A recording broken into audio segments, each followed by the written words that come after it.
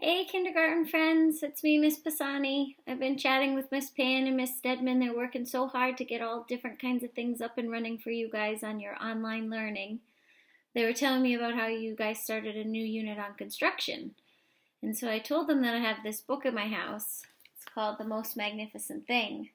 It's a really cool book to read. It's one of Ella and I's favorites, about a little girl who engages in the construction process. And I know that's something you guys are learning about with Miss Stedman and Miss Pan. And so I thought that I'd read it to you, and you can try to listen today and see what is the most magnificent thing that this little girl's going to figure out how to build and create all on her own. All right, the most magnificent thing.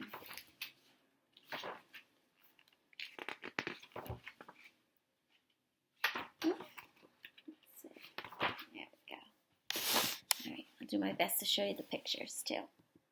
This is a regular girl and her best friend in the whole wide world. They do all kinds of things together. They race, they eat, they explore, they relax. She makes things. He unmakes things. One day, the girl has a wonderful idea.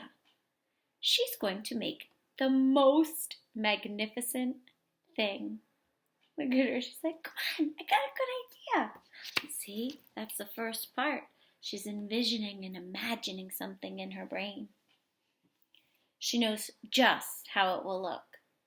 And she knows just how it will work. Look at her plans out on the big easel. All she has to do is make it. And she makes things all the time.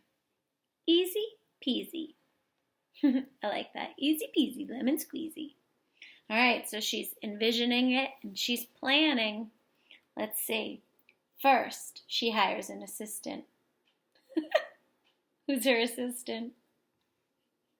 I don't know how much help he'll be. Next, they gather their supplies. They set up somewhere out of the way and get to work.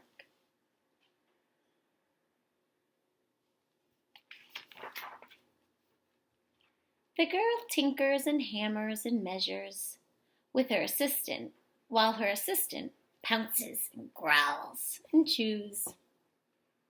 I was right. He's not very much help, is he? When she's finished, she steps back to admire her work. She walks around one side. Her assistant examines the other side. It doesn't look right. Her assistant picks it up, gives it a shake. Doesn't feel right either. They are shocked to discover that the thing isn't magnificent or good. It isn't even kind of, sort of okay. It is all wrong. The girl tosses it aside and gives it another go. She's not going to give up. She's going to try again, but I have no idea what this is. Can you figure out what the most magnificent thing is that she's making yet? Do you have any ideas what it could be? I'm not going to tell you what it is because I know. Here, she's going to give it another go, though. She's revising her work. She's going to try to change it and make it better. She smooths and wrenches and fiddles. Her assistant circles and tugs and wags. When she is finished, she stands up and takes a long look at it. Her assistant gives it a nudge. It means a little push with his paw. The thing is still wrong. So, she decides to try it again. This is why I like this little girl. It's like my mom always says, if at first you don't succeed, try again. She keeps trying. She's going to revise that work again. The girl saws and glues and adjusts. She sands and examines and stares. She twists and tweaks and fastens. She fixes and straightens and studies. She's going to try to figure it out. She tries all different ways to make it better. She makes it square, she makes it round, she gives it legs, she gives it antennas, she makes it fuzzy, she makes it long, short, rough, smooth, big, small. One even smells like sticky cheese. But none of them are magnificent. She just can't get it right. She keeps trying, but the thing she's got in her head and what she planned out isn't working out on her design. Her hard work attracts a few admirers. That means people watching and looking to see what she's doing. But they don't understand. They can't see the magnificent thing that she has in her mind. She gets mad. Why is she getting mad? Yeah, it's really frustrating sometimes when you have to try to do things over and over and over again. She just can't figure it out. She's probably getting mad or maybe a little frustrated. She just wants to be able to make the thing she has in her mind. The angrier she gets, the faster she works. She smashes pieces into shapes. She jams parts together. She pummels it into little bits. Her hands feel too big to work, and her brain is just too full of all the not right things. If only the thing would just work.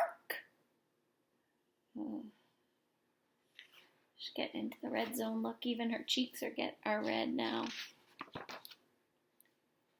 Crunch! Look what happened when she was trying to do it. She's so angry, she's not paying attention, and she got her finger right in the middle. The pain starts in her finger, and it rushes all the way up to her brain. And she explodes! It is not her finest moment. Sometimes that does happen when you get so frustrated, though, doesn't it? She just can't contain it anymore. I'm no good at this. I quit. Look, she's got a little tear. Sometimes when I get so mad, I cry too. Her assistant suggests a walk. Look, he brings over her leash. Come on, let's take a walk and you'll feel better. It's not much help at first. Look, then he sees another dog. And then they're playing. She's starting to smile a little bit. But before long, she starts to feel different. She sees the guy with the balloons. And look at this lady even offers her a cookie. And bit by bit, the mad gets pushed out of her head. I think she's going to return to the construction process to create what she's had in her mind all this time. As they stroll along, she comes across the first thing she made. The bad feelings are about to start all over again. But then, she notices something surprising. There are some parts of the wrong things that are really quite right. The bolts on one, the shape of another, the wheel to seat ratio on the next. There are all sorts of parts that she likes. She says there's a little bit of good here, a little bit of good here, a little bit of good here. If she takes a little bit of the good stuff from all the different tries, she thinks she'll be able to figure out the most magnificent thing.